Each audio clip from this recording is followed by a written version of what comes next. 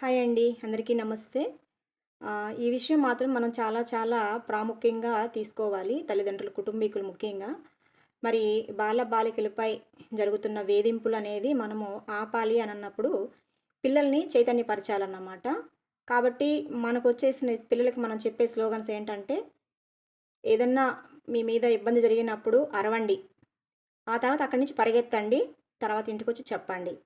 ఈ 3 మనము ఆ స్లోగన్స్ అనేది పిల్లలకి చెప్పగలిగినప్పుడు, ఎవరైనా పిల్లల శరీర భాగాలను మరి తాకినప్పుడు మీరు గట్టిగా అరవండి.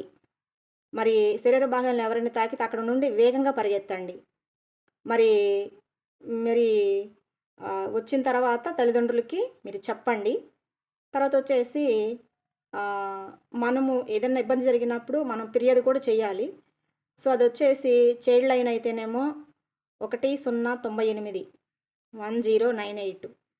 తర్వాతొచ్చేసి మరి ఆడ ఆడవాళ్ళకి ఏదన్నా జరిగినప్పుడు ఏంటంటే 181 అంటే 181. తర్వాత మనము 100కి కూడా కాల్ చేయొచ్చు. తర్వాతొచ్చేసి 112 కూడా చేయొచ్చన్నమాట. ఇదొచ్చేసి దిశ అన్నమాట. సో, కాబట్టి ఈ అవేర్‌నెస్ అనేది తప్పనిసరిగా మన పిల్లలకి, ఆడపిల్లలకి, మగ పిల్లలకి కూడా మనం చెప్పాలన్నమాట. ఇంకోటి ఇప్పుడు వేసవి కాలంలో బయటికి ఆటలకెళ్తుంటారు. వాళ్ళని మాత్రము బయటికి దూరంగా మాత్రం పంపించొద్దు.